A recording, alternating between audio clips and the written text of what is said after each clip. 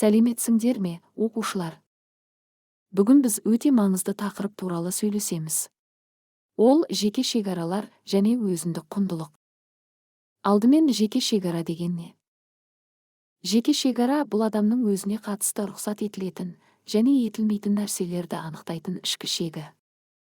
Қарапайым тілмен айтқанда, бұл сенің өзіңе не ұнайтынын, не ұнамайтынын, саған қалай сөйлегенін қалайтыныңды, қандай әрекетке келісетініңді білдіретін шекара.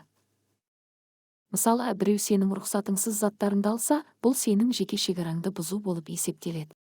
Немесе біреу саған ұнамайтын нәрсені істеуге мәжбүрлесе, бұл да жеке шекараға қол соғу. Осындай жағдайда өз ойыңды ашық айту өте маңызды. Мысалы, маған бұл ұнамайды. Рұқсатсыз алма. Мен бұған келіспеймін деп мәдени түрде айту, өз шекараңды қорғай білу. Енді өзіндік құндылық туралы айтайық.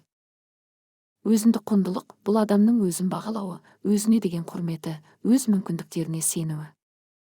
Яғни, сен өзіңді маңызды тұлға ретінде қабылдайсың. Өз ойыңның, сезіміңнің, таңдауыңның маңызы бар екенін түсінесің. Өзіндік құндылығы жоғары адам, өзін басқалармен салыстырмайды, өз пікірін құрметтейді. Өзін кем санамайды, және қателесе де өзін жаман адам деп есептемейді. Есіңде болсын, әр адамның пікірі маңызды, оның ішінде сенің де пікірің маңызды. Сен құрметке лайықсың. Сенің жоқ деуге құқығың бар.